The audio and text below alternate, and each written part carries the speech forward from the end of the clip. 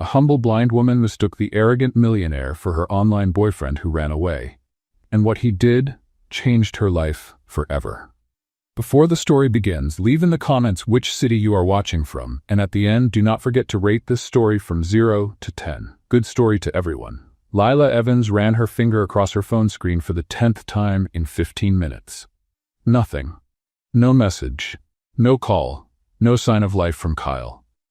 She was sitting on the edge of the Washington Square Park fountain, feeling the cool New York night breeze brush against her face.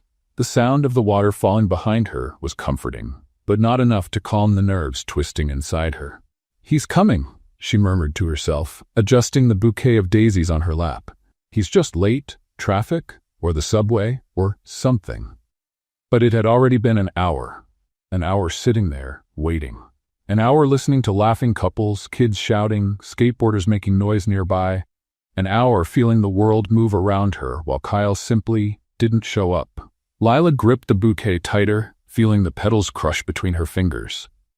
"Fool," she whispered, her voice trembling, because she knew. Deep down, she had always known. Kyle was never going to show up. 3 months of talking, 3 months of promises, 3 months of "we'll meet soon, I promise." And now, nothing. She blinked fast, trying to hold back the tears burning in her eyes.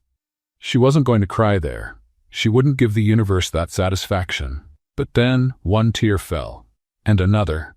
And before she could stop herself, Lila was quietly crying, sitting at the edge of that fountain, holding a bouquet for a man who didn't even bother to send a message. Across town, Alexander Hayes cut into his beef Wellington with surgical precision, while his fiancée, Camille Hart, went on about the wedding's floral arrangements. "I was thinking white roses and blue hydrangeas for the main tables," Camille said, gesturing with her wineglass. "But Margot suggested pink peonies. What do you think, Alexander?" He chewed slowly, keeping his face neutral. "Whatever you want." Camille narrowed her eyes. "What do you mean, whatever?" "It's our wedding, darling. You need to be more involved." Alexander took a sip of water, avoiding her gaze. "They're flowers, Camille. Any kind will do." She took a deep breath, clearly annoyed, but forced an elegant smile, the kind she had perfected after years of corporate events and charity dinners. "You've been so distant lately.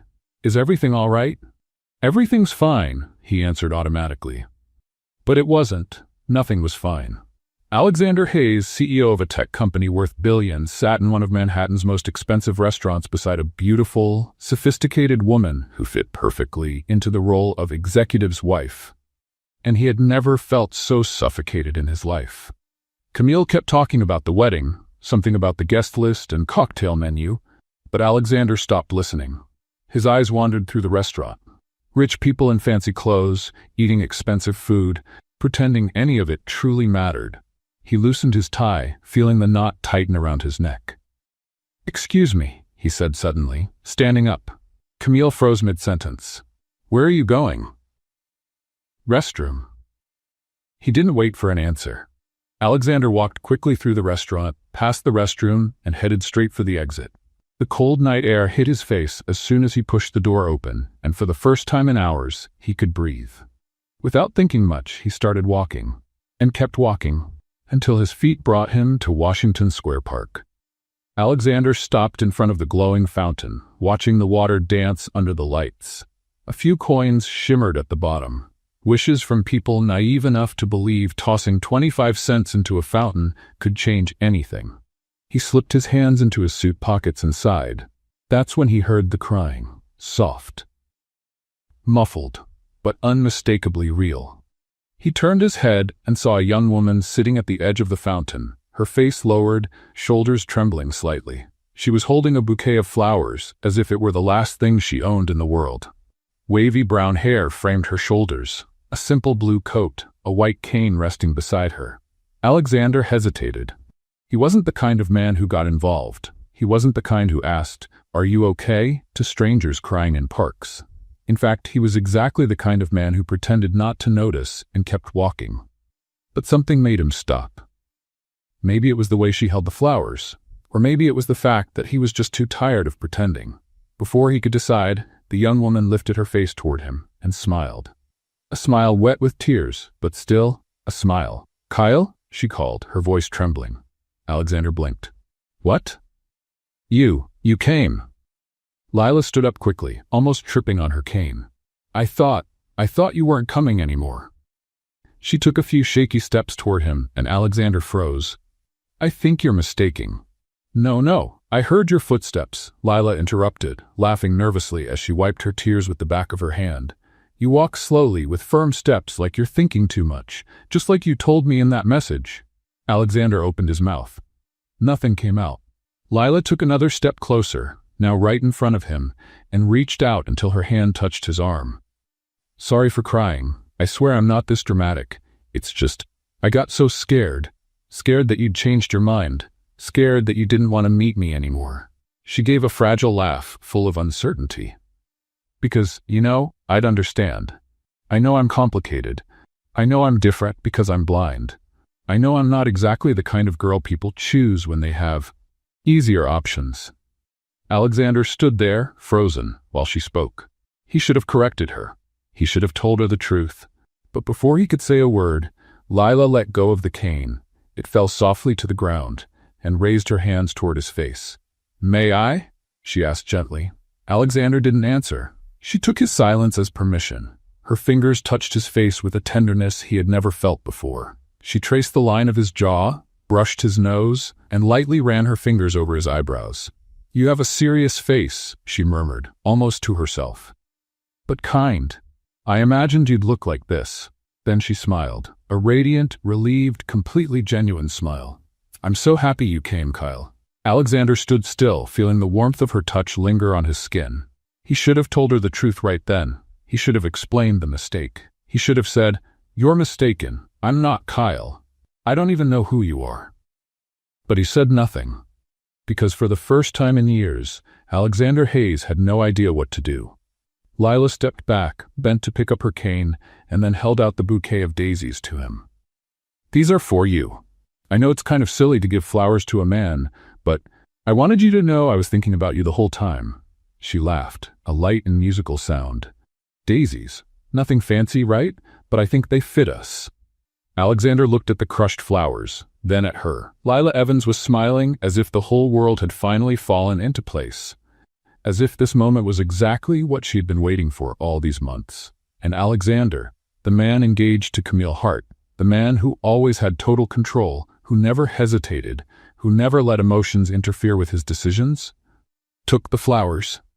Thank you, he said, and his own voice sounded strange. Lila let out a deep sigh of relief, like she'd been holding her breath for hours. I knew you'd come. Deep down, I knew. She slid her hand down his arm until she gently held his elbow. Shall we walk a little? I don't want to leave yet. I waited so long for this, for you. And Alexander, against all logic, against all reason, against everything he was, started walking beside her. Because at that moment, holding a bunch of crushed daisies and letting a complete stranger cling to his arm as if he were the most important person in the world, Alexander Hayes realized his life had just turned upside down.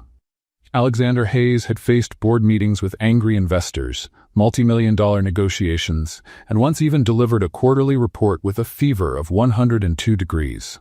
But nothing, absolutely nothing, had prepared him for Lila Evans talking non-stop for 5 whole minutes. And then I thought, does he prefer coffee or tea? Because I remember you mentioned you like green tea, but I also read that green tea can be really bitter if you let it steep too long. So maybe coffee is safer. But then coffee can make people anxious, and you already sound kind of nervous. So? She kept talking as they walked through the park, her hand still holding his arm with a confidence that made Alexander's stomach twist. He tried to interrupt 3 times. Leela, I need to. Oh, you can call me Lee. My mom calls me that. Well, she also calls me stubborn girl when I'm being difficult, but Lee sounds sweeter, right? Lee, listen, I think there's been a misunderstanding? I know I took too long to answer your last message. Sorry, my screen reader froze and I spent like 15 minutes yelling at my phone before realizing it had turned off by itself. Technology, right? Alexander closed his mouth. She laughed, a light, genuine laugh that somehow made the tightness in his chest worse. You're really quiet, huh? In your messages you seemed more, talkative, but that's okay. I like quiet people. My mom says I talk enough for both of us anyway. They stopped at a street corner, and Alexander finally managed to organize his thoughts. He took a deep breath, ready to tell her the truth once and for all. Lila, Lee, I'm not. Kyle, she finished, smiling. I know. You're Kyle. Kyle Mitchell, 26 years old. You work for a graphic design company in Williamsburg. Your dog's name is Bento. You're allergic to peanuts, and your favorite color is blue. I remember everything. The silence that followed was so heavy it felt like it might crush him. She tilted her head toward him. Are you okay? Yes, he lied, because apparently that's what he did now, lied to a complete stranger who had mistaken him for someone else. You seem tense, Lila said, gently squeezing his arm, like really tense. Your muscles are as hard as a rock. Do you work out too much, or are you nervous? Alexander blinked. Nervous? Ah, she let out a triumphant laugh. I knew it. You're nervous because this is our first real date, right? Look, I'm nervous too. My heart's beating like a drum. Want to feel? Before he could respond, she took his hand and placed it over her heart. And yes, it was racing. See? She said, smiling. We're in the same boat. Alexander quickly pulled his hand back, as if he'd touched something too hot. Sorry, Lila said, her smile faltering a little. I know I can be a bit invasive sometimes. My mom says I don't really understand personal space. It's just that, well, when you can't see people, you have to touch to get to know them, you know? But I get it if you think it's weird. It's not weird, Alexander said before he could stop himself. And surprisingly, it wasn't. Lila smiled again, and this time it was like the sun came out from behind the clouds. That's good, because I really liked your face. You have an interesting nose, like too straight, almost aristocratic. Are you from a rich family or something? Alexander choked. Kind of. Liar, she said, laughing. You probably live in a tiny apartment in Williamsburg filled with plants you forget to water. I bet there's a dead succulent on your kitchen window. If only she knew he lived in a $4 million penthouse in Tribeca. Something like that, he murmured. They kept walking until they reached the bus stop. Lila stopped and turned toward him. So, this was the best first date of my life, she said, and the sincerity in her voice hit Alexander like a punch to the stomach. It was? It was. You showed up, Kyle. You actually showed up. I was starting to think you'd never really want to meet me, you know? That you'd just keep things online forever because I'm blind and that scares people. Lila, but you came, she went on, her voice softer now. And you didn't run away when I touched your face, and you accepted the flowers even though you thought it was silly. And you walked with me, even when I talked non-stop for 20 minutes about green tea. Alexander stayed silent, because everything he wanted to say was stuck in his throat. So thank you, Lila said, stepping forward and rising on her toes. Then she kissed him. It was quick, light, almost shy, just a soft brush of lips that lasted less than 3 seconds. But it was enough to make Alexander's entire world stop. When she pulled back, she was blushing. Sorry, I know that was too bold for a first date, but I had to do it before I lost the courage. Alexander couldn't speak. He couldn't think. He couldn't do anything but stand there, frozen, still feeling the ghost of that kiss on his lips. The bus stopped with a hiss of brakes, and Lila turned toward the sound. That's mine, she said, adjusting her cane. Text me when you get home, okay? Wait, Alexander finally managed to say, his voice coming out more urgent than he intended. She paused and turned her face toward him. Yes? My phone, he said quickly, improvising. I dropped it before coming here. The screen shattered completely. It won't even turn on. Lila frowned. Really? But didn't you text me saying you were on your way? Alexander's heart started pounding. I did, from my computer, before I left home. Lie after lie after lie. Oh, Lila said, seeming to accept the explanation. What bad luck, huh? So now what? You could, Alexander hesitated, feeling ridiculous. You could give me your number again, just so I have it when I fix my phone. Lila smiled. Of course. Type it in. Alexander pulled out his phone, the perfectly fine, very expensive phone with absolutely nothing wrong with it, and typed in the number. Done, he said. Great. Lila adjusted her cane and took a step toward the bus. Oh, and Kyle? Yes? Next time, tell me if something goes wrong, okay? We can reschedule or something. You don't need to show up broken just to impress me. The bus driver honked impatiently. I've got to go. Lila waved and climbed the steps quickly. Alexander stood there, frozen at the bus stop, holding a crushed bouquet of daisies in one hand and his phone in the other. The phone that now had the number of a girl who thought he was someone else. His phone vibrated. It was Camille. "Where are you? I've been waiting at the restaurant for half an hour." Alexander looked at the flowers in his hand, then at the bus driving away, taking Lila with it. And for the first time in 10 years, Alexander Hayes simply ignored a message from his fiancée. Alexander Hayes spent 3 days staring at Lila Evans's phone number as if it were an unsolvable equation. 3 days ignoring Camille's increasingly angry calls. 3 days wondering if he had completely lost his mind. On the morning of the 4th day, he finally typed a message. "Hi, Lee. Phone's fixed. Coffee tomorrow?" The reply came in less than 2 minutes. "Finally, I thought you gave up on me. Tomorrow at 10 a.m. at Café Arabella in Greenwich Village?" Alexander stared at the screen, his heart beating faster than it should. "Perfect. See you there." Lila arrived at Café Arabella 15 minutes early, a personal record considering she usually got lost at least twice before reaching any new place. She sat at a table near the window and waited for the waiter to approach. "Good morning. What can I get you?" "Just a coffee for now," Lila said, smiling. "I'm waiting for someone." "Boyfriend?" "Possible boyfriend," she corrected. "We're still in that will he show up or will I sit here looking silly again stage." The waiter laughed. "Does he seem trustworthy?" "No idea," Lila said, adjusting her sunglasses. "I'm blind. For all I know, he could look terrified and I'd never find out." There was a short silence. "Sorry," the waiter said quickly. "I didn't mean—" "Relax," Lila laughed. "I'm joking, but seriously, he has a normal voice and hands that are way too soft for someone who works with them all day, so I'm guessing he won't disappoint me." The waiter chuckled and went to get her coffee. Lila sat alone for exactly 7 minutes before she heard the footsteps. Steady, hesitant, thoughtful, she smiled. "Kyle?" "Hi," Alexander said, his voice sounding strange even to himself. "You're late," Lila teased. 3 minutes and 40 seconds. "You counted?" "I have a talking watch." "Amazing technology." She gestured toward the chair across from her. "Sit. You're standing there like a statue." Alexander sat down, placing his hands on the table and trying not to look as uncomfortable as he felt. The waiter appeared immediately. "What can I get for you?" "Coffee. Black," Alexander said. "Wow, bold choice," Lila commented as soon as the waiter left. "Black coffee. No sugar, no milk, nothing. Are you one of those guys who pretends to like bitter coffee just to seem tough?" Alexander blinked. "I actually like black coffee." "Liar. How do you know?" "Because you hesitated," Lila said, smiling, like a whole second before answering. "People who really like black coffee don't hesitate. They say it proudly, like vegans." Alexander couldn't help but laugh quietly.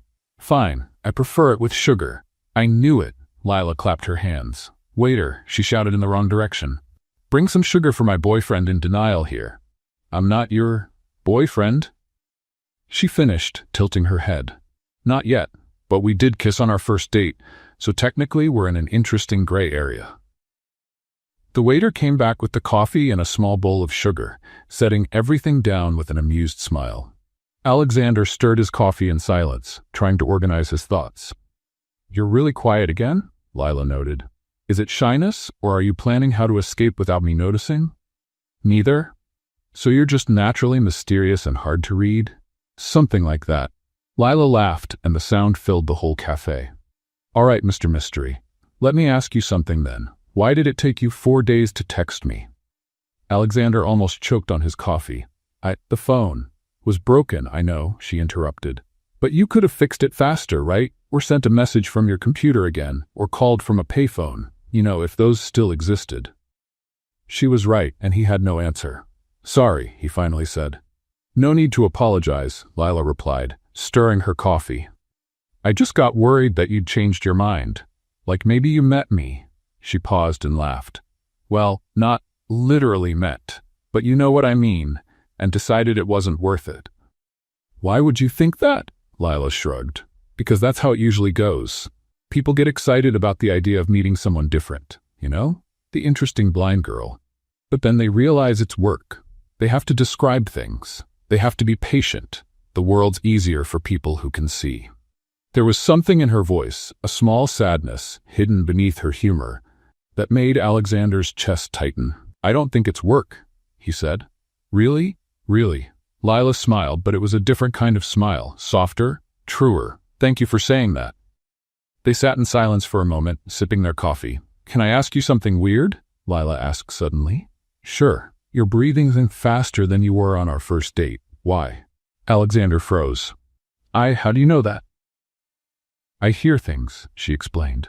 "Like everything. People's breathing, how they move their feet when they're nervous, the sound clothes make when someone crosses their arms.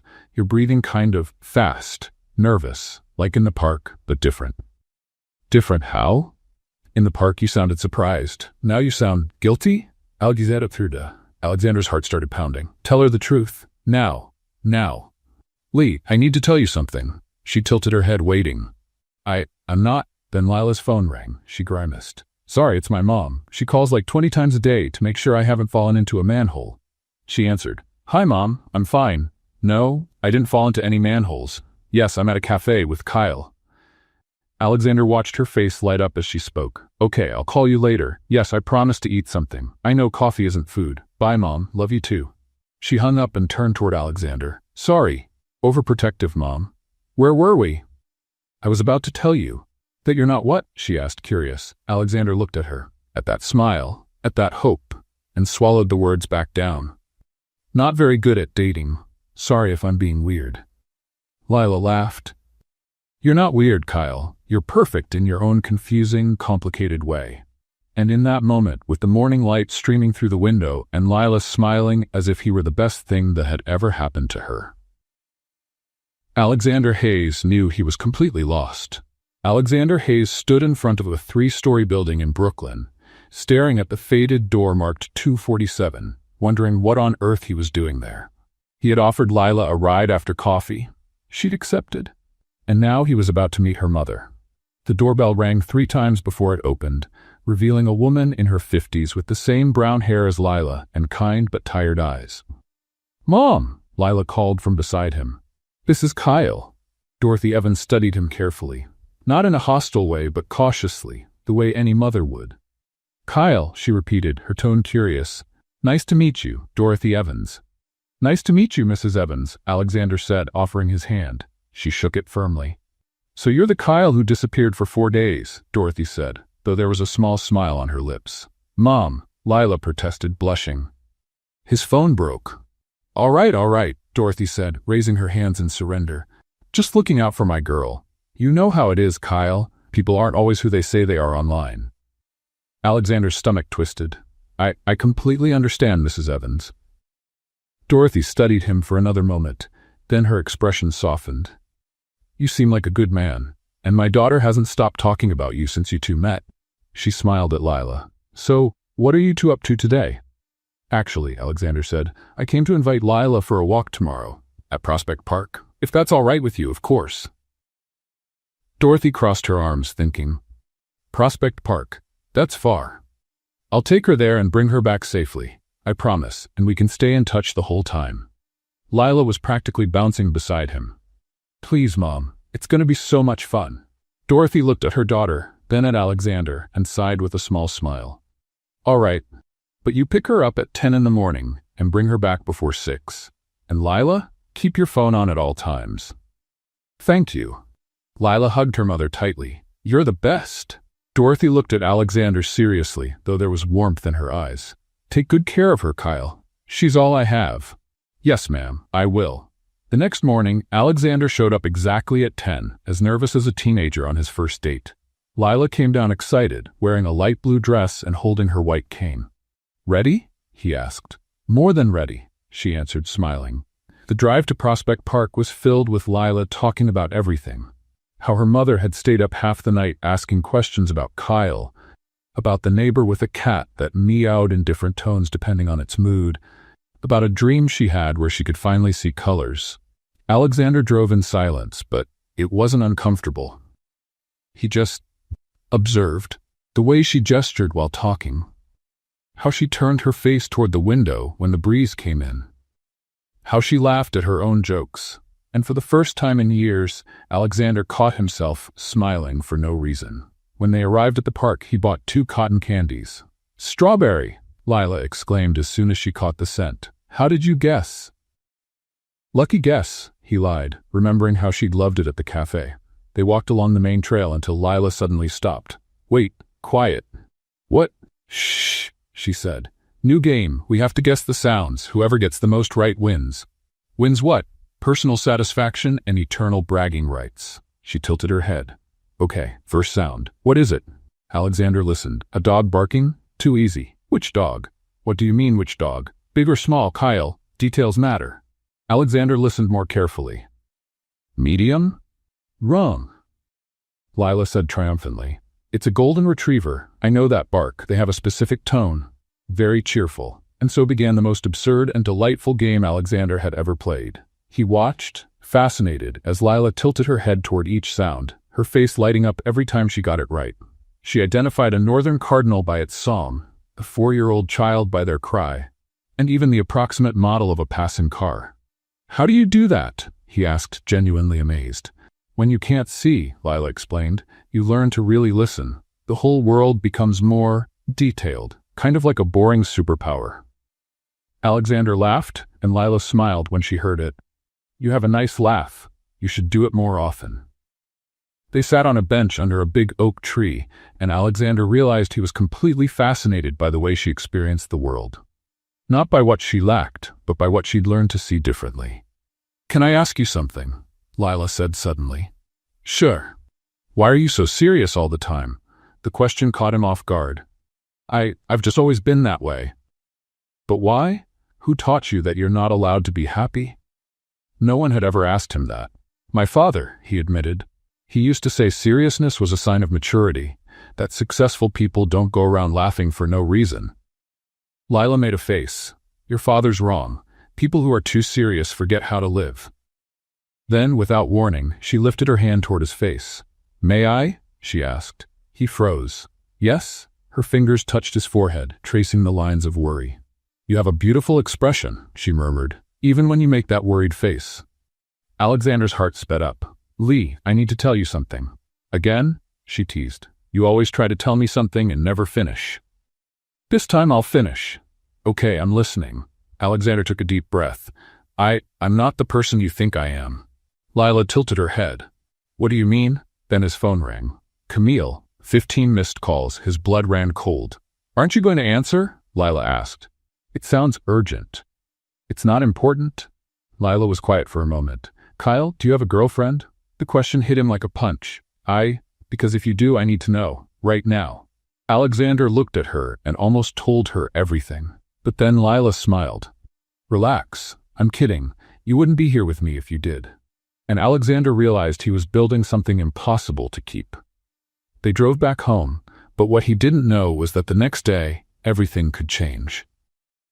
It was 12:15 on a Tuesday, and he was sitting at Le Bernardin, one of the most expensive restaurants in Manhattan, next to Camille Hart, who wouldn't stop talking about wedding plans. "And I was thinking Santorini for the honeymoon. Or maybe the Maldives. Margot went to the Maldives and said it was divine. What do you think, Alexander?" "Are you listening to me?" "Yes." "Then what did I just say?" Alexander looked at her, and for the first time he realized how perfect Camille was. Perfectly brushed blonde hair, makeup applied with professional precision, a designer dress that probably cost more than some people earned in a month. Perfect, cold, calculated, like an expensive jewel in a display case. "You said something about the honeymoon," he replied. Camille narrowed her eyes. "You've been distant, more than usual." "I'm just tired." "You're always tired." She took a sip of white wine. "Sometimes I wonder if you really want to marry me." The brutal truth was that he didn't. But what he said was, "Camille, not this again." "Not what? Talking about our relationship? About how you disappear in the middle of the night without explanation? About how you barely touch me anymore? I have a lot going on at work." "You always have a lot going on at work, but that's never stopped you before." Before Alexander could respond, his phone vibrated. "Lila, incoming call." His heart jumped. "I need to take this." "Alexander, we're in the middle of a conversa. It's urgent." He got up before she could protest and walked quickly out of the restaurant, answering as soon as he reached the sidewalk. "Lee?" Are you okay? Kyle? Her voice was trembling, frightened. My mom. She fainted. The ambulance is coming. I'm trying to help, but I can't see. I don't know if she's breathing right. Her voice faltered. Lee? Are you okay? I'm dizzy. I think it's just nerves, but Kyle, I think I'm going to. And then the line went silent, except for the sound of something falling. Lila! Alexander shouted into the phone. Silence. He didn't think. He just ran. Alexander arrived at Brooklyn Methodist Hospital 20 minutes later after calling emergency services and begging them to confirm Lila's address. He found a nurse at the reception desk. Lila Evans. She was brought in with her mother. Where are they? The nurse checked the computer. Rooms 304 and 306, same hallway. Alexander ran. When he got there, Dorothy was on a stretcher being pushed into a room, and Lila was on another one beside her, pale but conscious. Lee, he rushed to her side. Kyle? She reached out her hand and he grabbed it immediately. I'm sorry, I fainted. Ridiculous, right? You don't have to apologize. My mom, she's being treated, you will be too. Just stay calm. A doctor approached. Sir, are you family? Alexander hesitated. I'm her boyfriend. Good, we'll need to run some tests on her as well. It looks like anxiety combined with low blood pressure, but we want to be sure. Lila was taken to a room and Alexander stayed by her side the entire time. You left work again because of me, Lila murmured. You're more important. Kyle, you can't keep doing that. You'll lose your job. If only she knew he was the job. I'll manage. 2 hours later, both women were stable. Dorothy had suffered a severe hypoglycemic episode due to uncontrolled diabetes. Lila had fainted from stress and low blood pressure. Alexander was standing in the hallway when Lila's doctor approached, accompanied by another man in a lab coat. Mr. Mitchell? Alexander turned. That's me. This is Dr. Richard Carson, ophthalmologist from Mount Sinai. He was consulting on a few cases here and, well, while reviewing Lila's exams, he noticed something important. Dr. Carson adjusted his glasses. Miss Evans has progressive retinal degeneration in her medical records, correct? Yes. There is a treatment, Dr. Carson said calmly. Experimental, but showing very promising results. A specialized clinic in Boston is performing gene therapy combined with retinal implants. In cases like hers, it could restore partial vision. Alexander's heart stopped. She could see? Possibly. It wouldn't be perfect vision, but light, shapes, colors, faces, enough to completely change her life, to give her real independence. Why has she never done the treatment? Dr. Carson and the other doctor exchanged looks. Because it costs $350,000, and no insurance covers it. Absolute silence. $350,000. For Alexander Hayes, billionaire CEO, that was the equivalent of a week's profit. For Lila Evans, who lived in a small apartment in Brooklyn and took care of her sick mother, it was absolutely impossible. I want to pay for it, Alexander said without hesitation. Both doctors blinked. Sir? I want to pay for her treatment, all of it, but she can't know it was me. Mr. Mitchell, that's extremely generous, but it's $350,000. I know how much it costs, Alexander interrupted. And I want to pay for it. Anonymously, make it look like a research donation or something. Just make it seem like she was chosen for a program. Dr. Carson studied him for a long moment. You really love this girl, don't you? Alexander looked toward the hospital room where Lila was resting. More than I ever thought possible. All right, Dr. Carson said. I'll start the process. It'll take a few weeks to coordinate everything with the clinic in Boston. As long as it takes. Alexander went back to the room. Lila was lying on the bed, eyes closed, breathing calmly. He sat beside her and held her hand. For the first time since the lie began, he felt like he was doing something truly good, something that mattered, even if she never knew the truth about who had really paid for it. Even if it made everything even more impossible to sustain. Because he wasn't Kyle Mitchell. He was Alexander Hayes. And he was completely, hopelessly in love with a girl who didn't even know who he really was. 3 weeks after the hospital, Alexander was in his office reviewing quarterly reports when his personal phone buzzed. It was Lila. He answered immediately. Lay, are you okay? On the other end, all he heard was crying. His heart raced. Lay, what happened? Your mother. She was selected, Dorothy's voice shouted in the background, also crying. Selected? Alexander pretended to be confused, though his own heart was pounding. I can't believe it, Lila sobbed between words. Kyle, they called, from the program in Boston. I got accepted into the experimental treatment. Everything's paid for. Everything. They said it's a research grant for cases like mine and… She stopped, unable to keep talking. Breathe, Lee, Alexander said softly, closing his eyes. Just breathe. I'm going to see, Kyle, she whispered, her voice so full of hope it hurt. I'm going to see. Maybe not perfectly, but light, colors, faces. I'm going to see. That's incredible, he said, and it truly was. It was the most incredible thing he had ever done in his life. Can you come here? I need to hug you. I need you here. I'm already on my way. 20 minutes later, Alexander was at the door of the Brooklyn apartment. Lila opened it before he could knock. She must have been waiting nearby. Then she threw herself into his arms, still crying. I can't believe it. I can't believe it. I can't believe it, she repeated like a mantra. Alexander held her tightly, feeling the weight of what he had done and what he had lied about press against his chest like a vice.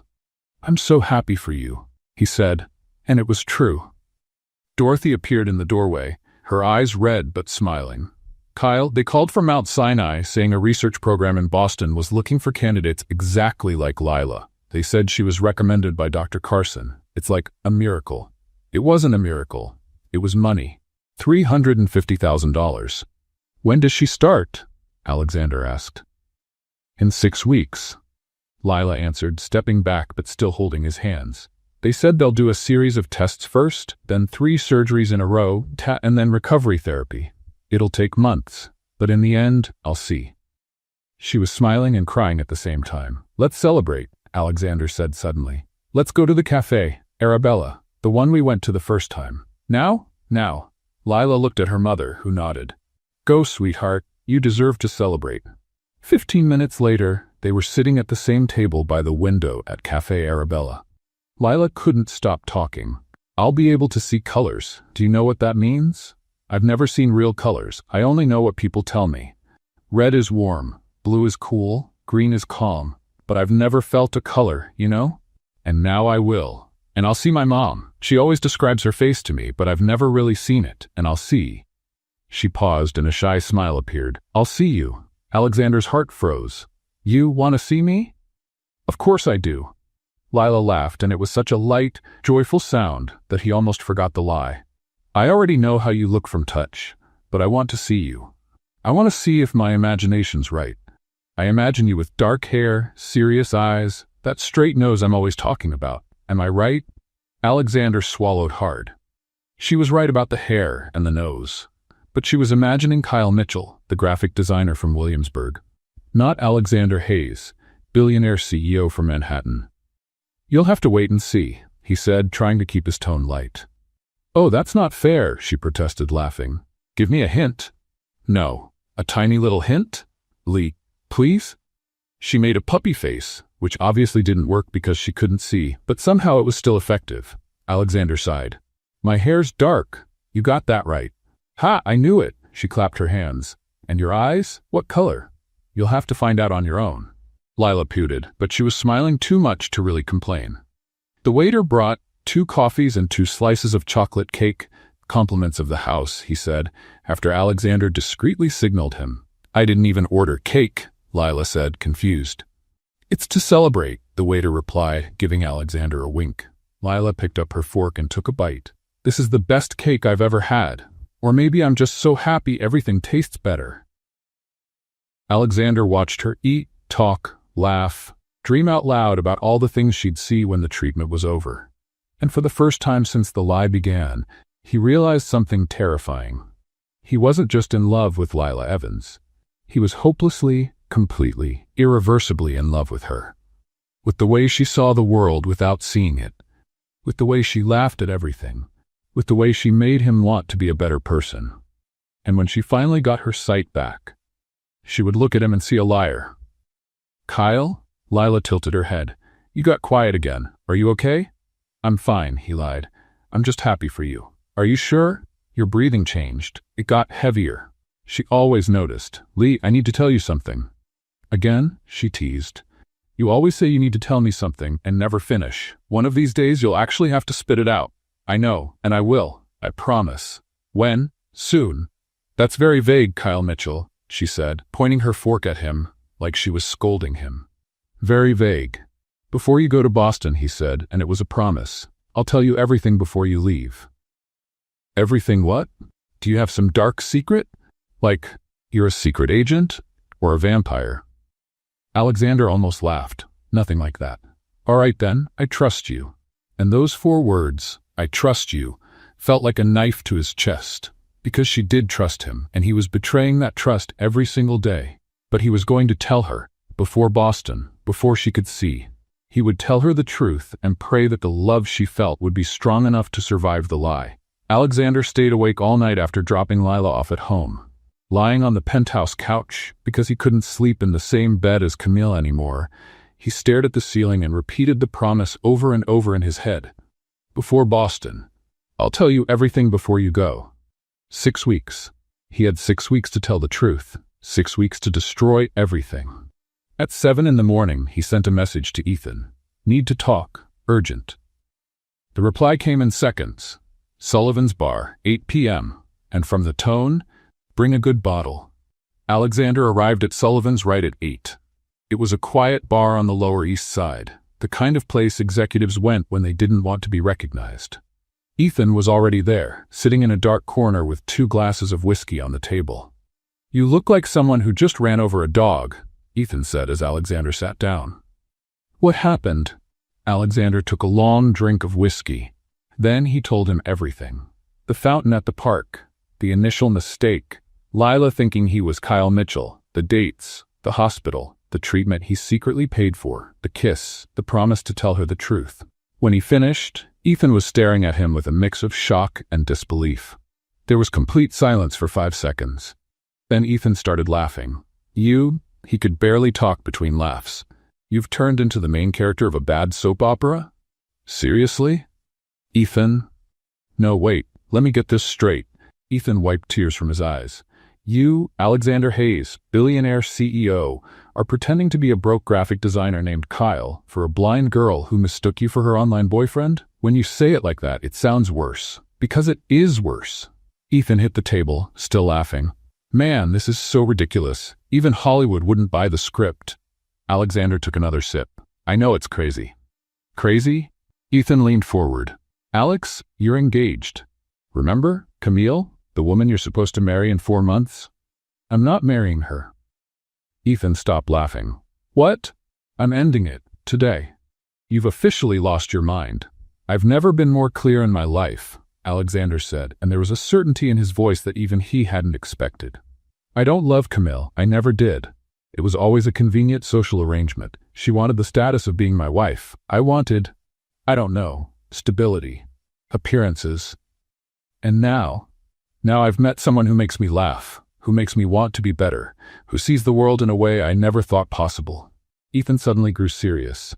Alex, she thinks you're someone else. I know.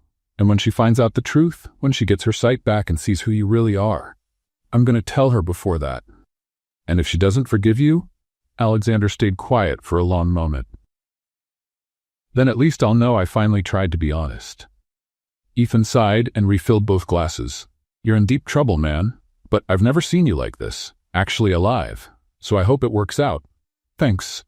But if it all blows up, Ethan lifted his glass, I get to say, I told you so. They toasted in silence. 2 hours later, Alexander was sitting at Le Bernardin, again, across from Camille Hart. She wore a red Valentino dress and flawless makeup. Perfect. Cold. Artificial. So you finally decided to show up, she said, taking a sip of white wine. 3 weeks avoiding me. 3, Alexander. Camille, we need to talk. Oh, now you want to talk? After humiliating me at lunch with my father? After disappearing in the middle of the night over and over? After, I want to call off the engagement. Silence. Camille blinked. What? I can't marry you. It wouldn't be fair to either of us. Wouldn't be, she repeated, processing.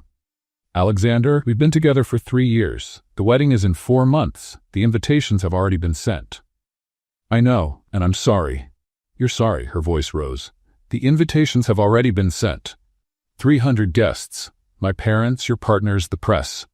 Camille, is this about that work emergency? She narrowed her eyes. Those calls you take before running off? Are you seeing someone else? Alexander didn't answer, and the silence was enough. Camille's face turned red. I don't believe this. You're leaving me? You're leaving me? It's not about leaving. It's about what? About you being selfish, about humiliating me in public, about me not being the right person for you. The right person? Camille stood up, her voice loud enough to make people stare. We're perfect for each other. Same social class, same circles, same ambitions. But no love. Camille froze. Love? She laughed, a bitter sound. You think marriage is about love? It's about partnership. It's about building an empire together. It's about appearances. Exactly, Alexander said calmly, and I don't want to live like that anymore. Camille grabbed her wine glass and threw it in his face. The red liquid ran down Alexander's face, staining his white shirt as the entire restaurant fell silent. You'll regret this, Camille said, shaking with anger. You'll lose everything. Respect, reputation, connections, everything. Maybe, Alexander said, wiping his face with the napkin. But I'll get my dignity back. Camille grabbed her expensive purse and stormed out of the restaurant, leaving Alexander sitting alone at the table. People still stared. Alexander didn't care. For the first time in years, he'd done something for himself. Not for the company, not for appearances, for himself. And even with red wine dripping down his $3,000 suit, he felt free.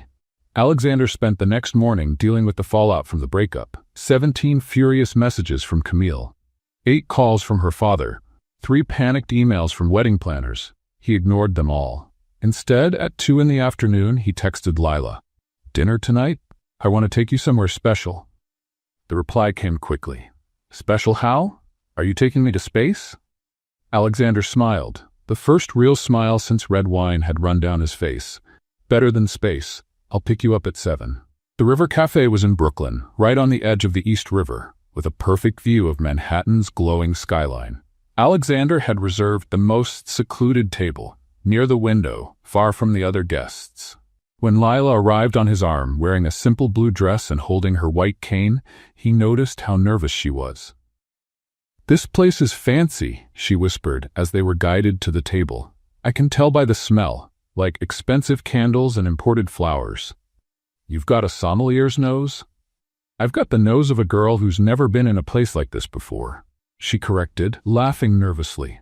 The waiter seated them, and Alexander ordered wine. Real white wine this time, and 2 tasting menus. Kyle, this place must cost a fortune, Lila whispered. You don't have to. I want to. But you work in graphic design. Won't this blow your budget? Alexander hesitated for just a second. I got a bonus recently. Lie number 237. But he was going to tell her the truth soon. He had to. Okay then, Lila smiled. But next time we're going to a pizza place. I feel less guilty eating pizza. The food arrived, elaborate dishes the chef described with poetic detail. Lila laughed at every extravagant description. Wild asparagus foam with port wine reduction? She repeated, incredulous. Is that actual food or modern art? Both. I bet there are 3 bites on the plate. 4, actually. She laughed too loud, and a few people looked over. Alexander didn't care at all. They talked about everything, about Lila's mother, who was getting better, about the treatment in Boston that would start in 5 weeks, about the future she couldn't wait to live. I still can't believe I'm going to see, she said, playing with her food. I mean, I know it won't be perfect. They said it'll be vague, blurry, but it'll be something. It'll be light, colors, faces. She paused, and a shy smile appeared. Your face. Alexander's heart sped up. You really want to see me? Of course I do, she laughed. I've built an entire image of you in my head. I need to know if I'm right. And what if you don't like what you see? Lila tilted her head, thinking, you know what's funny? I already know what you look like. I know you're too serious. I know you worry about everything. I know your breathing changes when you get nervous. I know you laugh when you're not expecting to. She reached her hand across the table. Can I? Alexander placed his hand in hers. Lila traced every line of his palm, every finger, every tiny scar. I already see you, Kyle, in my own way, so it doesn't matter what you look like on the outside, I already know who you are inside. And in that moment, Alexander knew he was completely lost. Lee, yes? I need to tell you something. You always need to tell me something, she teased. One day you'll actually spit it out, right? Today. I'm gonna tell you today. Lila turned serious. Okay, I'm listening. Alexander took a deep breath. Now, I'm not the most romantic guy in the world, she interrupted, smiling. I already know that. You're kind of stiff, but I like stiff. No, Lee, Wait, she tilted her head. You're breathing really fast. Are you scared of something? Yes. Of what? Of losing you. Lila went quiet for a moment. Then she stood up, walked around the table with her cane, and stopped beside him. Can I sit here? Alexander pulled out the chair next to him. Lila sat down and turned toward him. Can I touch your face again? He didn't trust his own voice, so he just nodded, then remembered she couldn't see. Yes, he said hoarsely. Her fingers found his face in the dim light, tracing every line, every contour. I want to remember this moment, she whispered. Before Boston, before everything changes, I want to remember exactly how you are right now. Alexander covered her hand with his. Lee, I'm falling in love with you, she said suddenly. I know it's soon, I know it's intense, but I can't stop. You make me feel seen, even without seeing. And then, without thinking, without planning, unable to resist any longer. Alexander kissed her. It was gentle at first, just a soft touch of lips, but then Lila sighed against his mouth and the kiss deepened. Real, perfect, impossible to keep. When they finally pulled apart, Lila was smiling. Wow, Alexander echoed. I didn't know you could kiss like that, she teased, her hand still on his face. You seemed so proper. I have my moments. Apparently, she laughed, then turned serious. Kyle, what were you going to tell me? The perfect moment had passed. The truth was right there, waiting, but the words stuck in his throat. He began. You're falling in love with me too? She asked shyly, and Alexander, coward that he was, took the easy way out. Yes, he said, I already have. Lila smiled so brightly it hurt. Then that's all I needed to know. But it wasn't even close, and Alexander knew time was running out. 3 days after the kiss, Alexander and Lila were walking through Brooklyn Bridge Park on a Saturday afternoon. The sun was starting to set, painting the sky with colors Lila couldn't see, but that Alexander described in details she treasured like jewels. Orange, he said, like fire but soft, and pink, pale pink mixed with gold. Sounds beautiful. It is. In a few weeks I'll see for myself, Lila said with a smile. 4 weeks left until Boston. 4 weeks. Alexander's time was running out. Lee, I need to.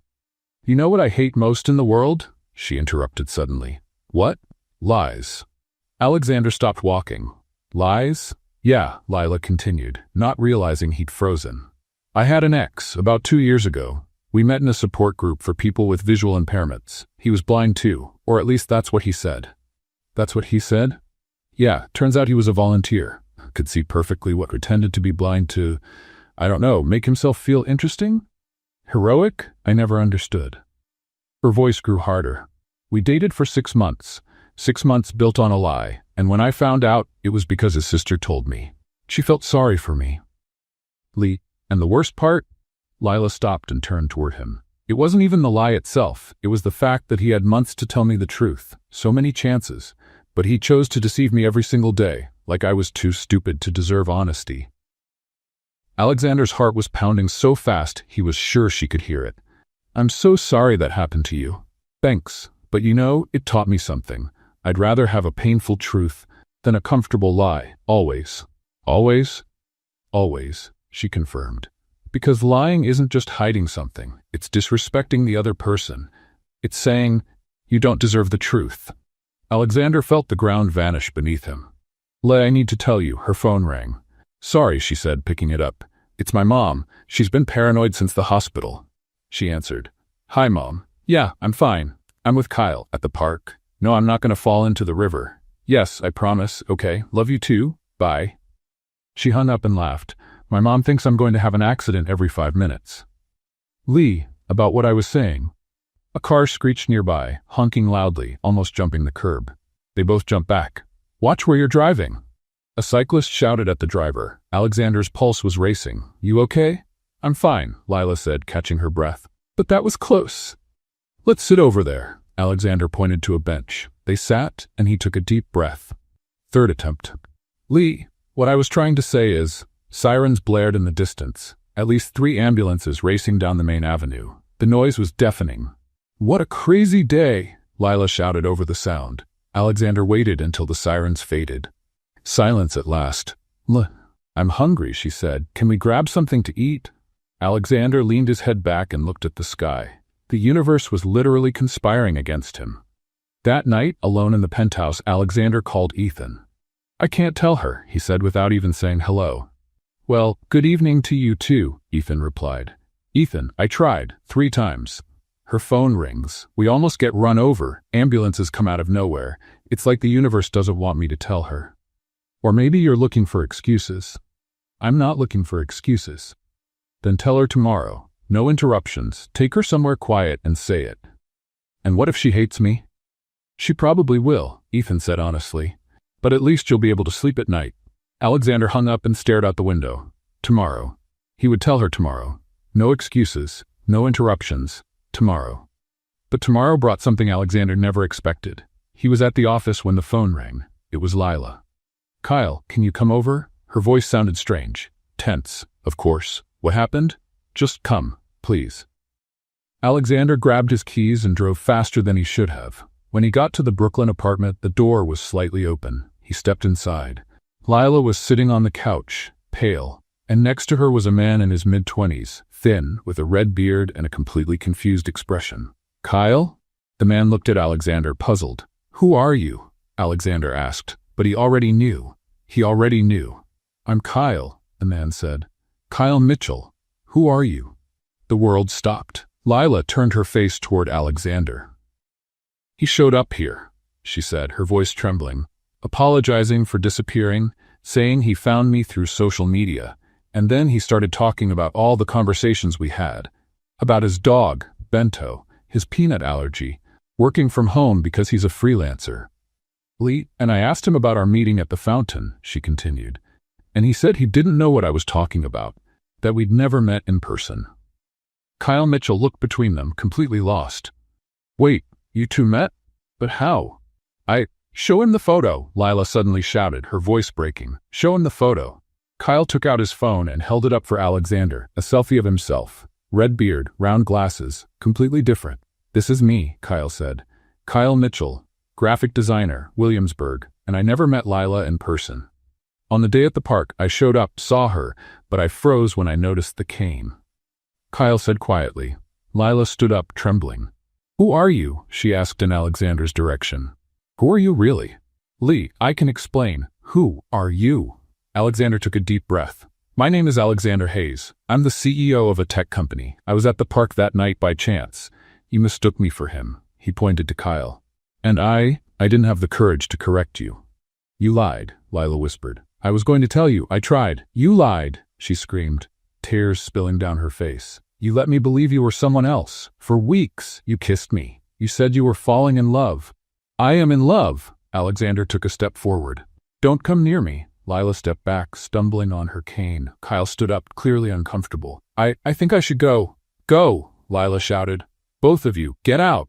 Lee, please. Get out of my house. Dorothy appeared at the bedroom door, eyes wide. What's going on here? Mom, Lila cried. He lied to me. He's not who he said he was. Dorothy looked at Alexander with a fury he had never seen before. Leave. Now. Mrs. Evans, I can explain. I said leave. Alexander looked at Lila, at the tears, the shaking, the heartbreak he had caused, and he left. On the street, Kyle Mitchell stood frozen, completely lost. Man, I didn't know. I swear I didn't know. Alexander didn't answer. He just got in his car and drove away, feeling everything collapse. He had lost her, in the worst possible way. Alexander spent 3 days calling, 17 unanswered calls, 23 ignored messages. 4 times he went to the Brooklyn apartment, and each time Dorothy opened the door just enough to say, She doesn't want to see you. Go away. On the 4th night, he sat on his penthouse couch, staring at the glowing city below, when the phone rang. Ethan. You still alive? His friend's voice came through. Technically. You talked to her? She won't pick up, won't answer, won't see me. And you're surprised? Alexander closed his eyes. I lost her, Ethan. I lost the only thing that ever really mattered. Silence on the other end. Then Ethan said, Then do something big. What? Something big. Public. Real. You spent months lying in private. Now tell the truth in public. Ethan, that's insane. Is it? Ethan interrupted. You're a billionaire CEO who pretended to be a broke graphic designer to win over a blind girl. Insanity is kind of your thing now, man. Alexander stayed silent. What are you suggesting? A public gesture. Big, impossible to ignore, like those movie scenes everyone calls cheesy but secretly loves. You want me to make a public apology? No, Ethan corrected. I want you to prove you mean it. Be vulnerable. Show her and the world who you really are. And if it doesn't work, then at least you tried. 2 days later, Alexander stood in Washington Square Park at 6 in the morning, supervising the setup of a small stage near the fountain. Ethan showed up with 2 coffees and an amused look. You hired a professional sound crew? He asked, watching the techs adjust microphones. Yes. And lighting? Yes. Man, are you putting on a Taylor Swift concert or an apology? I need her to hear me, Alexander said. For real, in person. Ethan frowned. You really think she'll show up? No, Alexander admitted. That's why you're going to get her. Me? What? You're going to her place at 5:30. You'll convince her mom to bring her here. Don't say why. Just bring her, Ethan. Please. Ethan looked at his friend for a long moment. You're really in love, huh? Completely. All right, Ethan sighed. But if her mom hits me, you're paying my medical bills. At 5:20 in the evening, Ethan stood in front of building number 247 in Brooklyn, taking a deep breath before ringing the bell. Dorothy opened the door with an instantly hostile expression. If you're his friend, you can turn right around and... Wait, Ethan raised his hands. I know you don't want to see Alexander. I get it. He messed up badly. But he's doing something today. Something important, and I think Lila deserves to see it. See it? Dorothy crossed her arms. She doesn't want to see anything that has to do with him. I know, but it's at Washington Square Park, the place where they met, 6 o'clock. He's going to tell the truth, publicly, to everyone. Why should I believe you? Because I'm his friend, Ethan said honestly, and I've spent the last few days watching him fall apart, completely broken. He called her 17 times. He came here 4 times. He's not giving up. Dorothy hesitated. Lila doesn't want to see him. Then she doesn't have to talk to him, Ethan said quickly, but she deserves to hear what he has to say, in person, not through a message, not over the phone, for real. Silence. Mom? Lila's voice came from inside. Who is it? Dorothy looked back, then at Ethan. I'll ask her. If she says no, you leave us alone, for good. Deal. Dorothy went back inside. Ethan heard muffled voices, an argument, then silence. 5 minutes that felt like forever. Then Dorothy returned. We'll go, she said. But if this is some kind of trap, it's not, Ethan promised. I swear. At 5:50, the park was crowded. Curious people stopped when they saw the stage. Some thought it was a concert, others some kind of political event. 3 reporters with cameras took their positions. Alexander stood behind a makeshift curtain, his hands sweating, his heart pounding so fast he thought he might faint. His phone buzzed. We're here, left side. She doesn't know it's about you. Alexander's heart skipped. She was here. She was here. He took a deep breath, wiped his hands on his suit, and walked onto the stage. The crowd's murmur faded.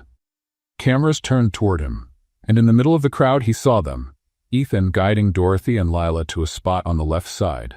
Lila held her mother's arm, her cane in the other hand, a confused look on her face. She didn't know. Not yet. Alexander gripped the microphone with trembling hands. My name is Alexander Hayes, his voice echoed through the park. And he saw, even from a distance, the exact moment Lila recognized his voice. Her entire body went still.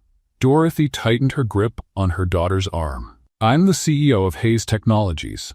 I'm 32 years old, and 6 weeks ago, I made the biggest mistake of my life.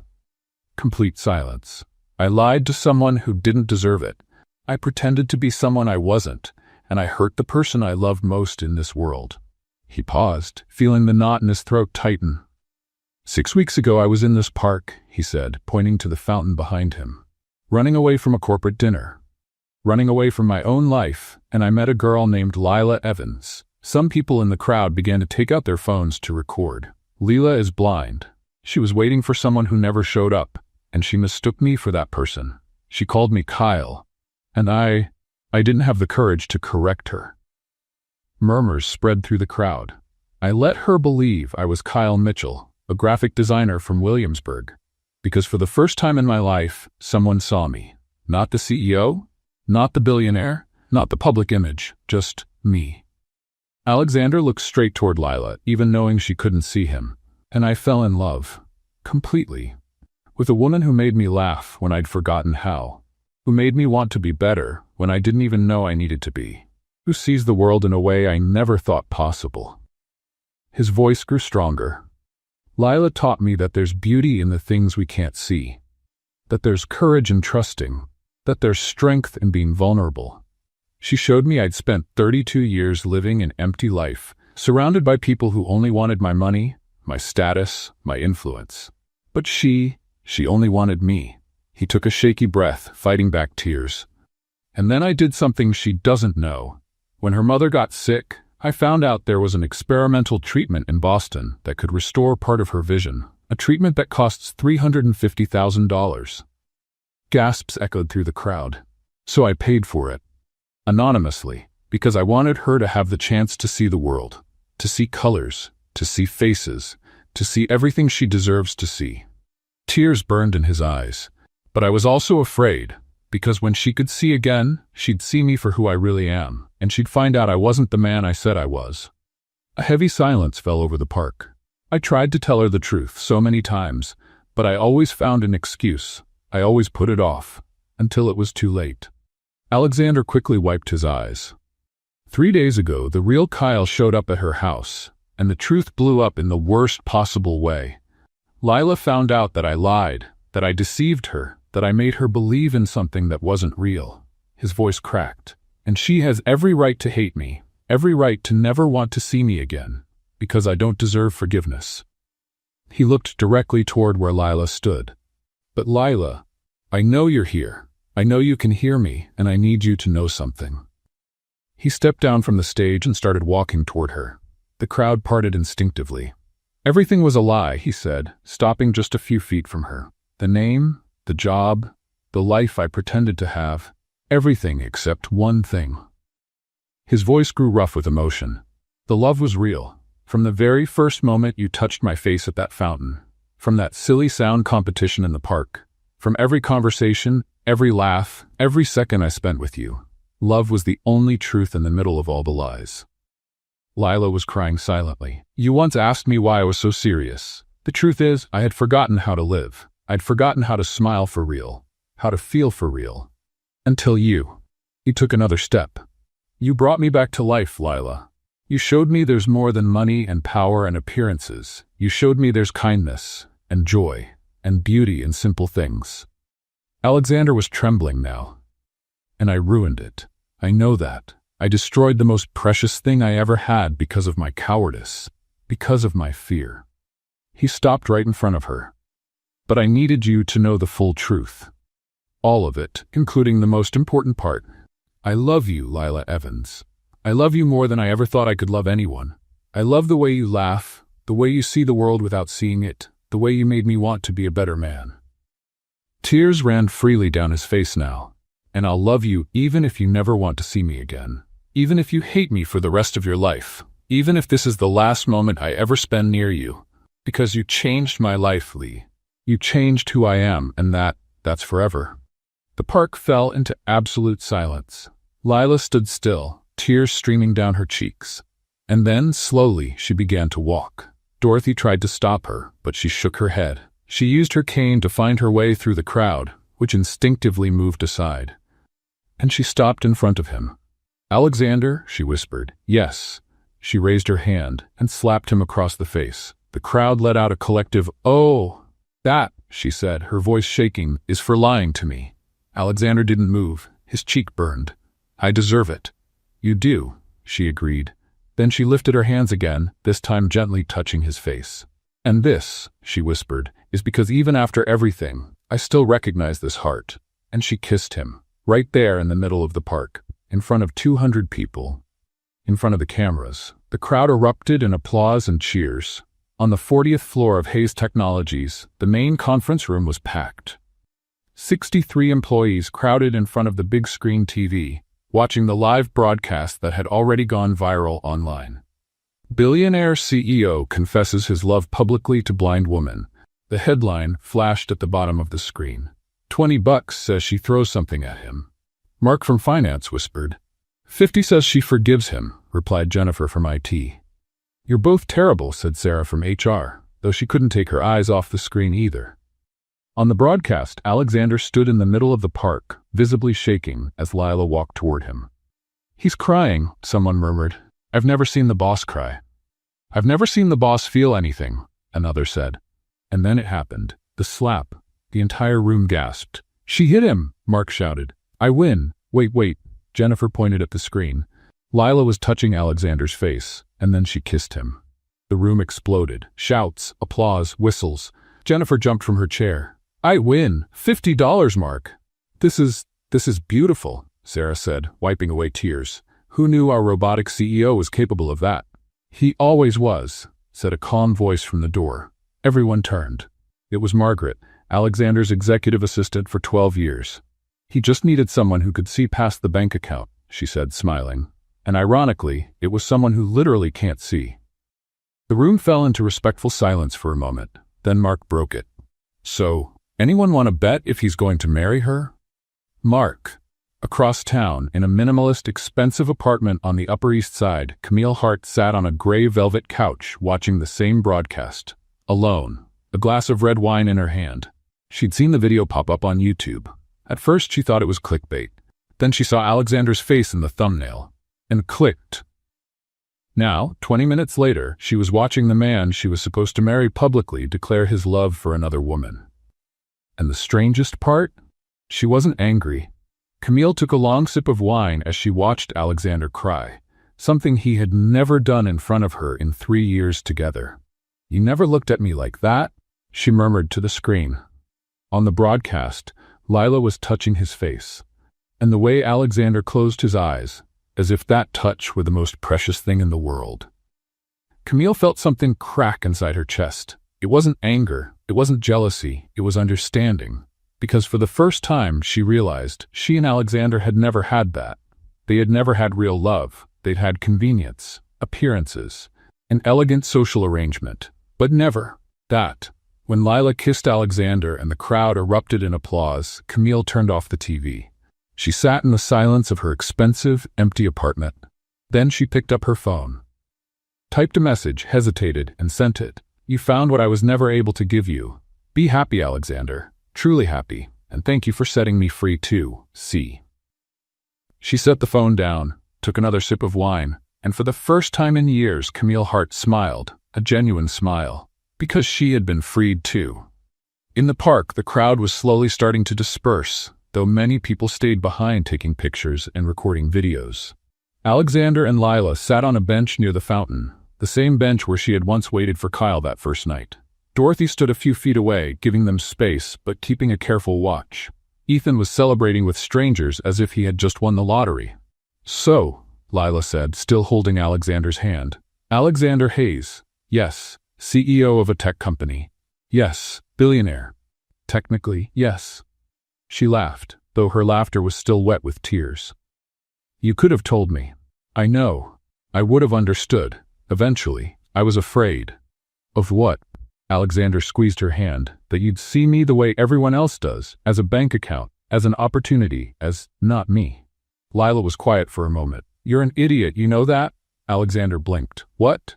I'm blind, Alexander. I literally can't see you as a bank account. I could only see you as a person. And that's exactly what I saw. A good person. Complicated. Way too serious. But good. But you lied, she interrupted, her voice more serious now. You let me believe in something that wasn't real. And that hurts more than anything else. I know, and I'm sorry. More than I can ever say. Lila took a deep breath. I spent the last 3 days going back and forth between wanting to kill you and wanting to kiss you again, and that's really confusing. Despite everything, Alexander smiled slightly. I can imagine.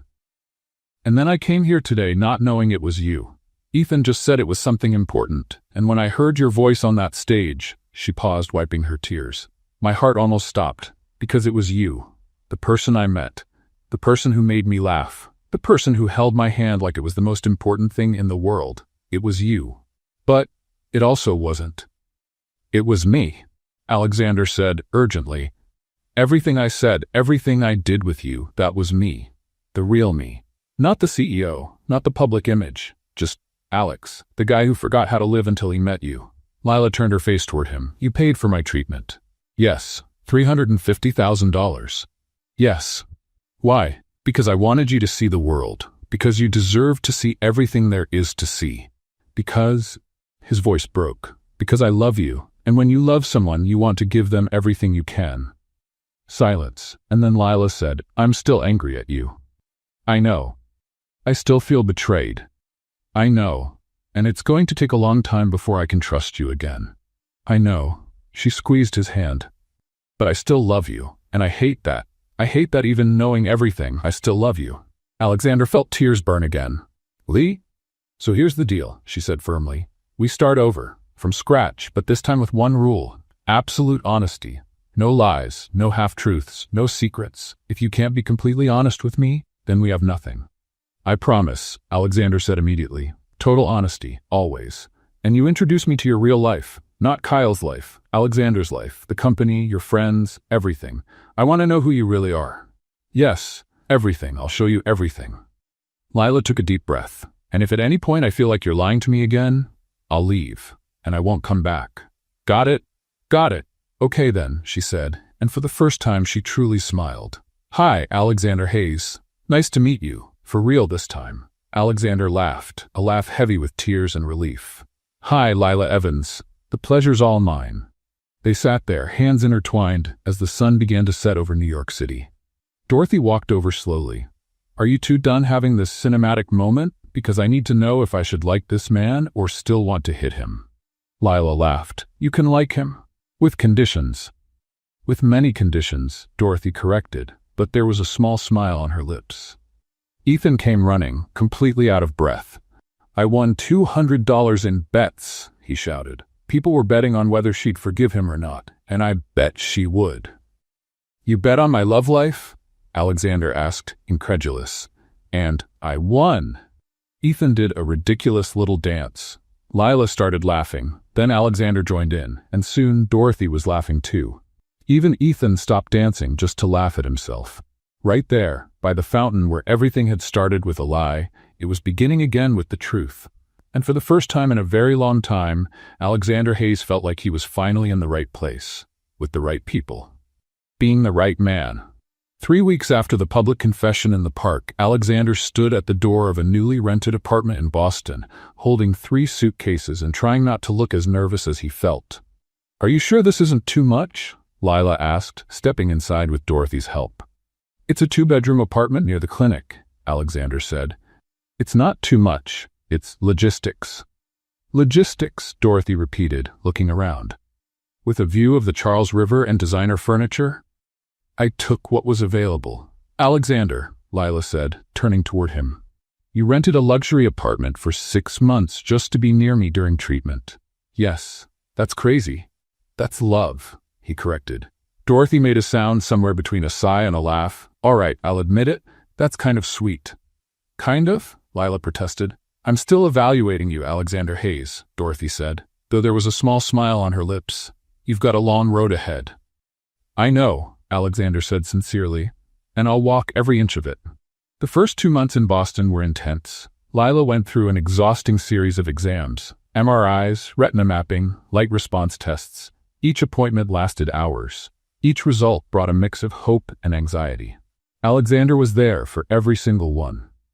At first, the doctors were puzzled. Mr. Hayes, you don't need to attend every appointment, said Dr. Morrison, the head ophthalmologist, one morning. Many of these are just technical procedures. I want to be here, Alexander simply replied. And he was, holding Lila's hand during uncomfortable exams, asking detailed questions about every step of the process, taking notes in a notebook he carried everywhere. You're becoming a mini ophthalmologist, Lila joked after one particularly long appointment. I just want to understand, Alexander said. I want to know exactly what's happening with you. Lila squeezed his hand. Total transparency, right? Always. In the 3rd month, as Lila prepared for her first surgery, Alexander made a decision. He was in the temporary office he'd set up in the apartment when he called Ethan. I want to start an institute, he said without preamble. Well, good morning to you too, Ethan replied. What kind of institute? Research on visual impairment, experimental treatments, scholarships for patients who can't afford them, everything. Silence on the other end. Alex, are you serious? Completely. I want to invest $50 million to start, and I want to call it the Lila Evans Institute. 50. Ethan took a deep breath. Okay, you've officially gone love crazy. Probably, Alexander admitted. But it makes sense. How many people are in the same situation she was? How many could have their sight restored if they had access to treatment? I have the money. Why not use it for something that actually matters? You've changed, man, Ethan said, pride in his voice. Changed for the better. She changed me. I know, and it's beautiful to see. All right, let's do this. I'll start the paperwork. When Alexander told Lila about the institute, she was lying in a hospital bed, recovering from her second surgery. Her eyes were covered with thick bandages. You did what? She asked, thinking she'd misheard. I started a research institute, Alexander repeated, for visual impairment treatments, and I named it after you. Alexander, before you say anything, he interrupted gently, it's not about you specifically. It's about everyone like you. People who deserve the chance to see, and if I can help make that happen, then I will. Tears began to slip from beneath the bandages. You're impossible, you know that? Impossible how? Impossible not to love, she said, her voice breaking. Even when I want to be mad at you for spending so much money. Alexander held her hand. I finally found something worth doing with all that money. Something that matters. I love you, Lila said suddenly. I love you too. No, I really love you. The real Alexander. The man who sits here with me for hours. The man who writes down everything the doctors say. The man who wants to change the world because his world changed. Lee. And when I can see, she said, squeezing his hand, the first thing I want to see is you. For real. No imagination. Just you. 4 months and 3 surgeries later, the day came. The day to remove the bandages. Dr. Morrison was in the room, accompanied by 2 assistants and a small army of monitoring equipment. Alexander stood beside Lila, holding her hand so tightly his fingers were white. Dorothy was on the other side, wiping tears before anything even happened. All right, Lila, Dr. Morrison said calmly. I'm going to start removing the bandages. Remember, your vision won't be perfect, it'll be blurry, limited, but you'll see light, colors, shapes. I know, Lila said, though her voice trembled. Alexander squeezed her hand. I'm right here. The bandages began to come off. Layer by layer, each second felt like forever. And then the last layer came away. Lila blinked slowly. Then again, Lee? Alexander whispered. Can you see anything? Light, she whispered back. I see light and colors. Blurry, but colors. Tears streamed freely down her face. I can see, she repeated, her voice breaking. I can see. Dorothy let out a loud sob. Dr. Morrison was smiling. Look at me, Lila, he said, shining a small light. Follow the light. Her eyes followed. Excellent, excellent. The treatment worked. Lila slowly turned toward Alexander, and for the first time she saw him. Blurry, imperfect, but real. Dark hair, serious face, brown eyes filled with tears. Hi, she said, smiling and crying at once. Hi, Alexander replied, also crying. Lila raised a trembling hand and touched his face, now able to see what she'd always only felt. You're handsome, she said, too serious, but handsome. Then she laughed. What? Alexander asked. I imagined your nose smaller, she said, laughing and crying, like way smaller. Alexander laughed, that full, genuine laugh only she could draw from him. Sorry to disappoint. You never disappoint, Lila said, pulling him in for a kiss, and it was the most perfect kiss of all, because this time she could see. 6 months later, on a sunny spring Saturday, Washington Square Park was decorated with white flowers and chairs arranged in a semicircle around the fountain. The same fountain where it had all begun. Lila wore a simple, elegant dress, holding a bouquet of daisies, the same flowers she had given Alexander that first night. Her vision was still limited, blurry at the edges, but she could see enough. Enough to see Alexander waiting by the fountain, wearing a dark suit, his eyes fixed on her. Enough to see Dorothy crying in the front row. Enough to see Ethan as best man, making ridiculous faces to make her laugh.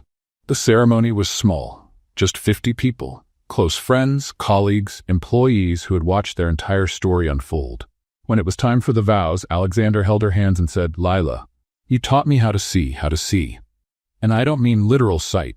You taught me to see what truly matters, to see beauty in simple things, to see value in people, not appearances. You taught me how to truly live, and I promise to spend the rest of my life showing you how much you've changed mine." Lila was crying, but smiling. "Alexander," she said, "you taught me that trust is worth it, that true love exists, that second chances are worth giving. And even when you lied, the heart I got to know was real, and that's the heart I choose. Today, tomorrow, always." When the officiant pronounced them husband and wife, the small crowd erupted in applause.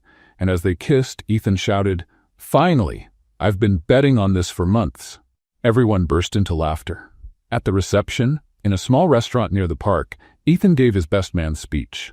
"I met Alexander Hayes 10 years ago," he began, "and I can say with complete honesty, he was incredibly boring." Laughter. "Seriously, he didn't smile, he didn't laugh. He worked 20 hours a day. I thought he was a robot programmed to make money." Alexander rolled his eyes, but he was smiling. And then, Ethan continued, he met Lila, and suddenly the robot turned human. He started laughing, doing ridiculous things like recording sound competitions in parks, caring about something other than spreadsheets. Ethan looked directly at Lila. "You saved my best friend, Lila. You brought him back to life, so thank you, and welcome to the madness that is being close to Alexander Hayes." "I always knew you weren't a designer," Dorothy suddenly shouted, clearly on her third glass of wine. The room burst into laughter. "Mom," Lila protested, blushing, "it's true." Dorothy insisted. "Your hands were way too soft. Designers work with their hands." Alexander was laughing so hard he could barely breathe. "I like your mom," he said to Lila. "She's drunk." Still, when the night ended and the guests had gone, Alexander and Lila walked back to the fountain. The same fountain where everything had started 6 months earlier. "We've come a long way," Lila said, looking at the water lit by the city lights. "The longest," Alexander agreed. "Was it worth it?" "Every second."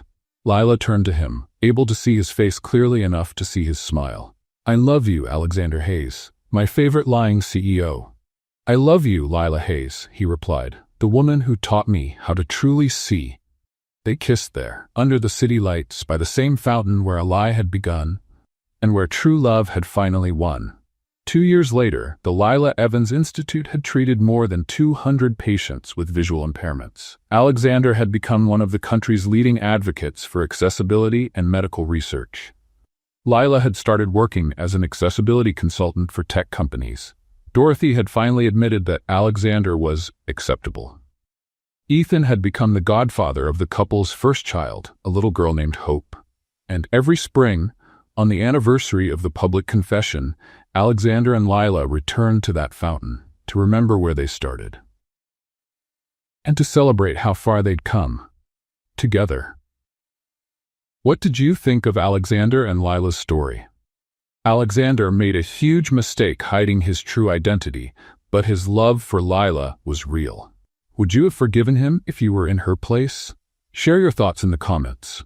On a scale from 0 to 10, what score would you give this story? Don't forget to subscribe to the channel and turn on the bell so you don't miss more heartwarming stories like this one. See you next time.